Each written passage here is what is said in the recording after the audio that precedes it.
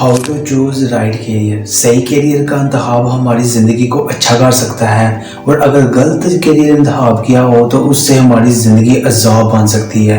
Career एक ऐसी चीज़ है, जब हम किसी कैरियर का इंतखाब करते हैं तो एटलीस्ट 20 से 25 साल हम उस फील्ड को देते हैं या उससे भी ज़्यादा देते हैं। और वो कैरियर जो इसको हमने इंतखाब किया है, अगर उसमें हमारा इंटरेस्ट होगा, हमें पसंद होगा, तो वो टाइम जो है, जो हमने रोज़ाना किसी भी काम को 8 से 9-10 घंटे देने हैं, वो हमारा अच्छा टाइम गुजरेगा और हम काम करेंगे, उस काम को बोझ नहीं समझेंगे। मैं आपको ऐसे 5 तरीके बताने जा रहा हूँ जिनको आप कोई भी कैरियर चूज़ करने से पहले देखें कि ये 5 चीज़ें इस कैरियर में है या नहीं है। तो चलें स्टार्ट करते हैं। You are different. व्यूअर्स, एक बात हमेशा याद रखना, जैसे आप हो ऐसा और कोई भी नहीं। जो आपके अंदर क्वालिटीज़ हैं, ऐसी किसी और में क्वालिटीज़ नहीं हो सकती। आपका जो थॉट प्रोसेस है, आपकी जो नेचर है, आपकी जो क्वालिटीज़ हैं, ऐसी किसी और की क्वालिटीज़ नहीं होती। तो जब कभी भी किसी फील्ड का इंतखाब करें तो ये ना देखा करें कि यार ये मेरा दोस्त ने ये फील्ड सेलेक्ट किया तो मैं भी ये सिलेक्ट करूँगा, और ये मेरे रिलेटिव ने सिलेक्ट की थी, या मुझे किसी ने मशवरा दिया है कि तुम ये फील्ड का इंतखाब कर लो, इसका बहुत ज़्यादा स्कोप है, तुम इस फील्ड में चले जाओ। ऐसे कभी ना करना, क्योंकि ऐसे करने से तुम्हारा उस फील्ड में इंटरेस्ट नहीं होगा और तुम्हें वो काम बोरिंग लगेगा और तुम उससे भागने की कोशिश करेगा और तुम्हारी ज़िंदगी अज़ाब बन जाएगी। कोई भी इंतखाब अगर आपने किसी भी फील्ड का करना है, उसमें देखो कि आपकी क्वालिटीज़ क्या हैं, आपका इंटरेस्ट क्या है, आप किस चीज़ को पसंद करते हैं। जब आपकी फील्ड, कोई भी आपने फील्ड मुंतखब की होगी ना, अगर आपको उसमें इंटरेस्ट होगा तो आपको उस काम करने में मज़ा भी आएगा और वो काम आपको काम नहीं लगेगा। अब 8-8, 10-10 घंटे दे दिया करेंगे उस काम में, लेकिन आप थकेंगे नहीं। लेकिन जब आप किसी के कहने पर या किसी दोस्त के पीछे, किसी रिलेटिव के पीछे, या किसी स्कोप को देखकर, यार इसमें बहुत ज़्यादा पैसे हैं, कोई भी आप सेलेक्ट करेंगे फील्ड, तो उससे आपको कोई फ़ायदा होने वाला नहीं है। लिहाजा अपनी क्वालिटीज़, अपने नेचर, अपने माइंड के मुताबिक अपनी फील्ड का इंतखाब करें। There is no scope.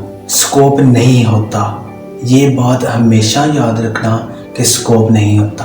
किसी भी फील्ड में स्कोप नहीं होता, बल्कि बंदा जिस काम को करता है, जिस काम में जाता है, उस काम में स्कोप पैदा किया जाता है। अगर आपके पास स्किल है, आपको काम करना आता है, तो आप किसी भी फील्ड में टॉपर जा सकते हैं और आपके जो टारगेट है उनको अचीव कर सकते हैं। तो ये चीज़ देखकर मैंने आपको अपनी मिसाल दूं कि मैं जब MSc करना चाह रहा था तो मैं स्टैटिस्टिक्स में करना चाह रहा था, लेकिन मेरे रिलेटिव्स या मेरे दोस्त वगैरह ने कहा यार MSc स्टैटिस्टिक्स कौन करता है, तुम कभी ना करना, इसमें तो स्कोप ही नहीं है। लिहाजा मैंने उनकी मानी और मैंने MSc स्टैटिस्टिक्स नहीं की, मैंने MSc कंप्यूटर साइंस की।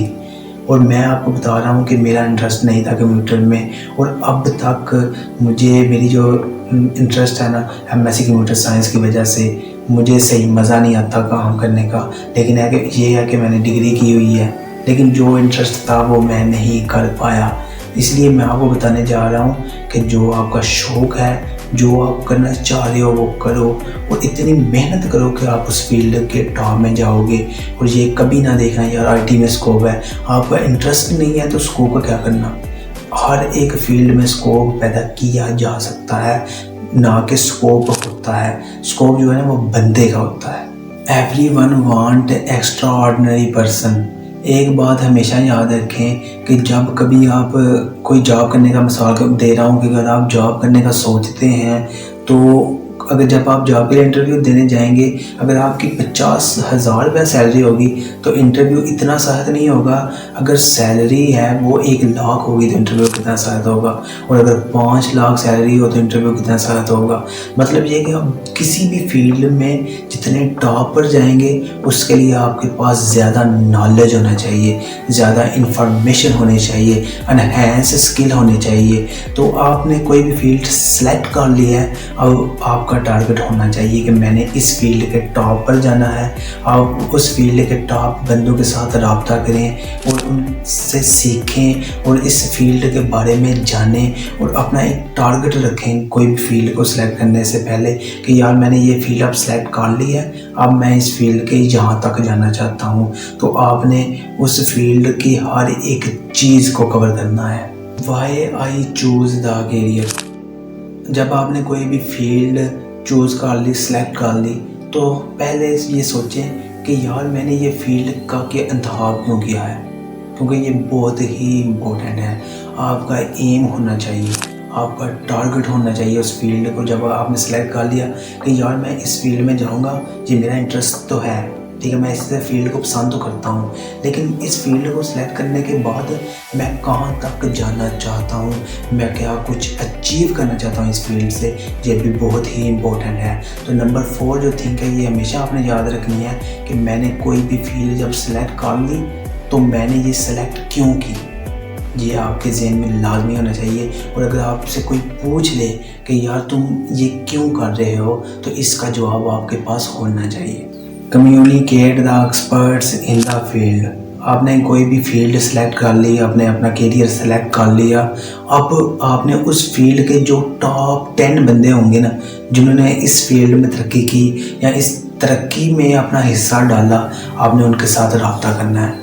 आपकी इस फील्ड के रिलेटेड कोई क्यूरीज़ हैं, क्वेश्चंस हैं, आपने उनसे पूछने हैं, आपने उनसे गाइड लेनी है, ठीक है।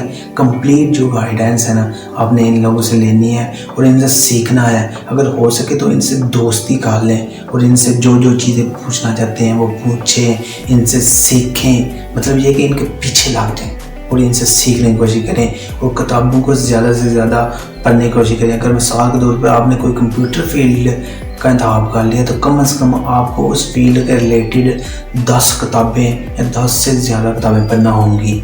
मतलब ये कि किताबें भी पढ़ें उस फील्ड के रिलेटेड, और वो माहिर लोग जो इस फील्ड में जिनका नाम है उनके साथ कांटेक्ट भी करें। और आ देता हूँ जो मैंने 5 पॉइंट बताए हैं किसी भी करियर को इंतखाब करने से पहले, जो कि बहुत ही इंपॉर्टेंट है। जब कभी भी आप करियर का इंतखाब करने लगे तो इन 5 चीज़ों का लाजमी ख्याल रखना है।